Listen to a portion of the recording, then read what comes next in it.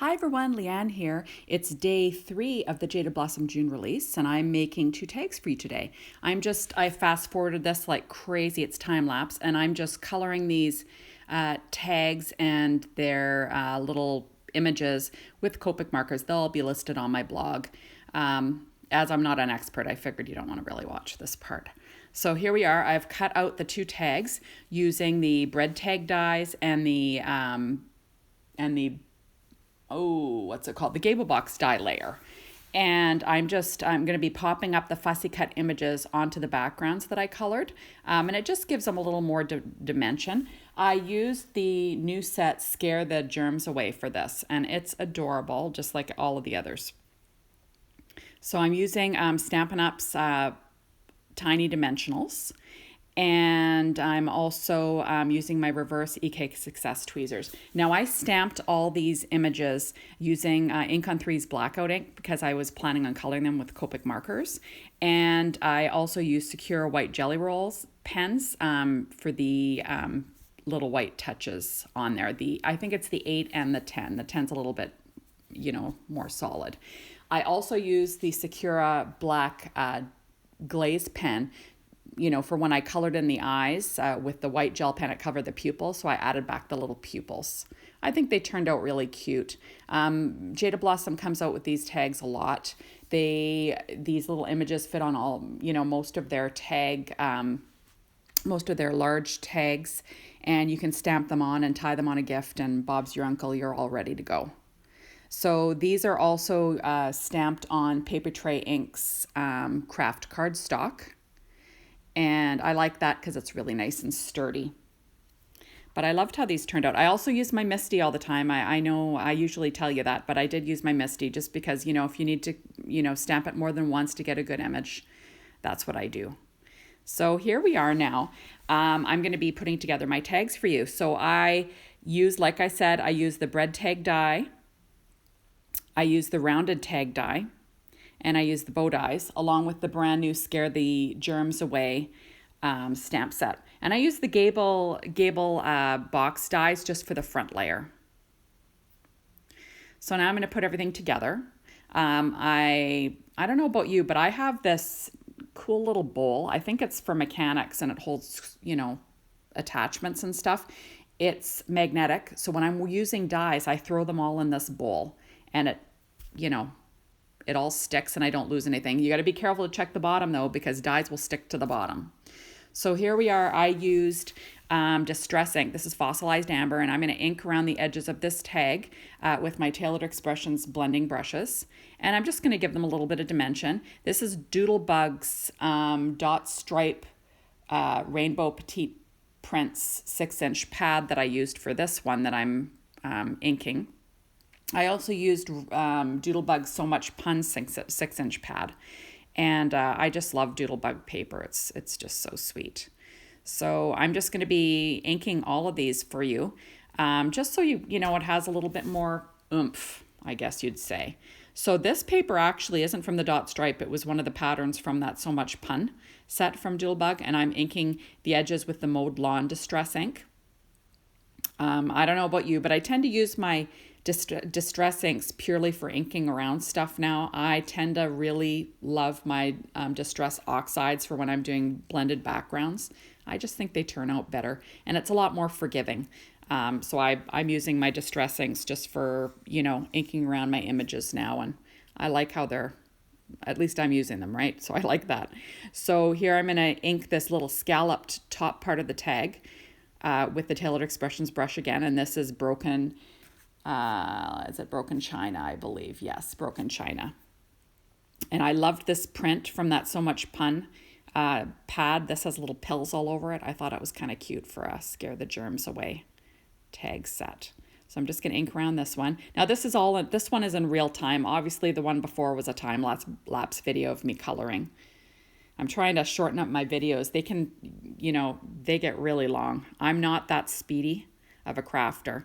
So here I'm also inking on a Stampin' Up, one of those pads that they have for crafting on. I like, normally I use my Ranger glass mat, but like I said, it gives me a reflection from when I'm videotaping, and no one wants to see the reflection in there. So I've been using the paper. I tend to use these paper pads when I go to crops with my friends. We rent out a local hall and have a blast doing that. Of course, with COVID, we've had to cancel our last three, which really is no fun because, it's great getting together with the girls and just crafting all day.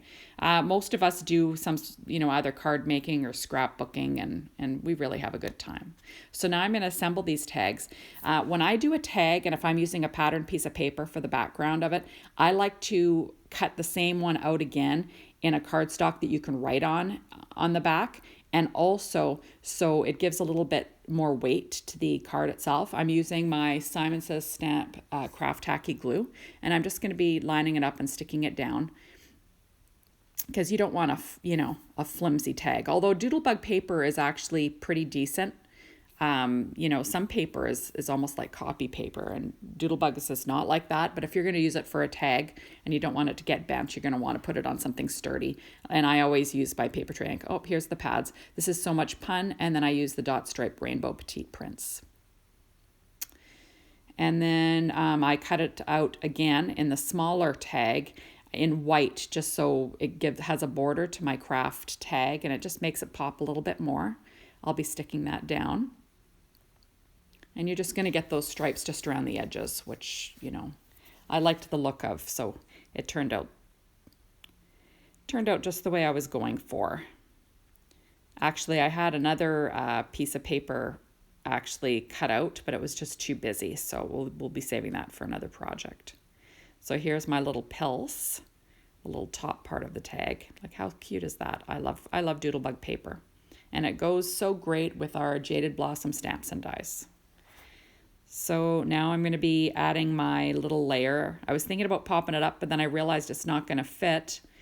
And it would cover those scallops. So I'm going to glue it down with my Simon Says Stamp craft tacky glue, and I'll be slipping it under the scallops just on the top, just to sort of, make it so it has a perfect border around the bottom edge. Because, we all strive for perfection, even though it's a handmade thing. It doesn't have to be perfect. Like I always say, I make tons of mistakes, and I try to fix them as best I can. There we go. So I don't know if you noticed, I traced around the word germs with my white Jelly Roll pen. I was just trying to give it a little bit more dimension, make it pop a little bit more. I think it did. My tracing could be a little bit better, but what are you going to do? So now I'm just adding my bread tag layer, the pattern paper on top of the solid cardstock like I did with the other one. The bread tag's a great die because you can wrap it around something that you put in a cellophane bag, just sort of scooch it around the, where you tie the cellophane up. And why am I not being able to describe? You know what I mean. So when you loop cellophane over a gift or something and you cinch it in, you can wrap that right around the top there, which is kind of nice. And if you use like a sturdy cardstock on the back, then you can do that. Flimsy, it's going to rip. So now I'm going to be adding this one. I'm adding the layer to the bread tag die with my 3M foam tape, that big huge roll again, just because I'm covering a large spot. If it's a small spot, I always use the little tiny Stampin' Up! Dimensionals. So there we go. I don't know about you, but I miss crafting with my friends. It's we always have such a great time at our crops. We try to get together once a month, obviously not during Christmas and usually not during the summer season, just because, kids are out of school. And even though my kids are old, I remember when we had little kids and it would have been hard to do that. But we usually get together on one day on the weekend and we craft for 12 hours and we have a great time. Yapping and scrapping. That's basically what we do. So now I'm going to be adding my bow die to the top of this. This paper also came from that So Much Pun pad. And I like to bend my bow with my Teflon bone folder a bit, just so it'll, curve and fold over nicely. I'm adding a little glue dot to the center. I find that's just the easiest way. You can use glue, but then you got to hold it for a little bit. So I tend to use the glue dots because that's what I like to do.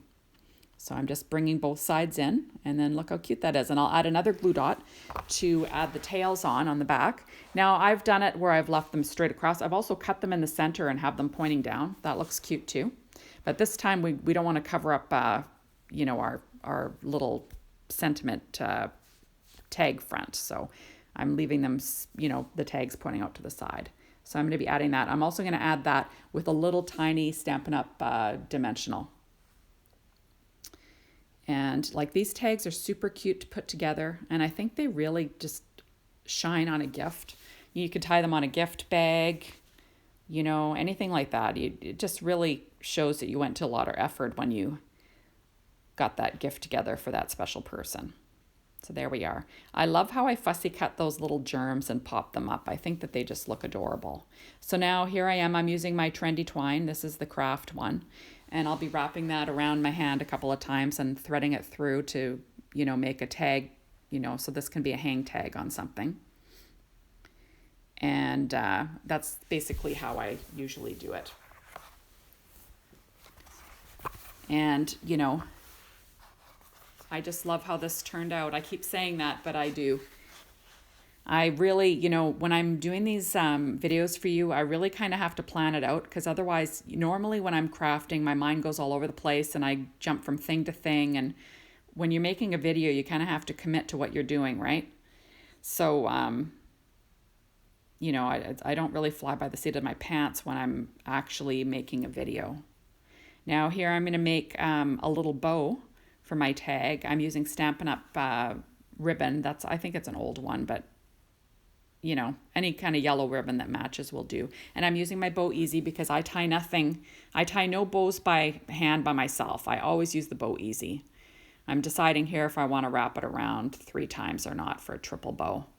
But I end up doing a double bow. And look, I'm out of the camera because, you know, I'm learning. So there we are. I'm just going to thread it through and make my bow. This Bow Easy, it makes the best bows. People always ask me too, you know, when they see my cards or projects, and if there's a bow on there, they'll say, oh, you're so good at tying bows. No, I'm not. I'm terrible at tying bows. The Bow Easy ties a good bow. I just wrap the ribbon around. It's totally dummy proof, trust me. So now there's my pretty double bow. Ooh, I've got a little wrinkle in it. And because, you know, we like things perfect, or we try, I'm trying to get it out. But I flatten it enough. So I'm going to trim off the ends of my bow. These are actually Fiskars scissors. I keep them literally just for cutting twine and ribbon, and hide them because, you know, a family member could come down and scoop them, and then they'll be dull, and what are you going to do? So now I'm going to be adding my bow to the top of my tag with a glue dot, because, you know, they're my best friend. Gotta love a glue dot. And there we go. How cute is that? Well, thank you so much for stopping by and watching this video, and I hope to see you soon in my next one. See you later. Bye.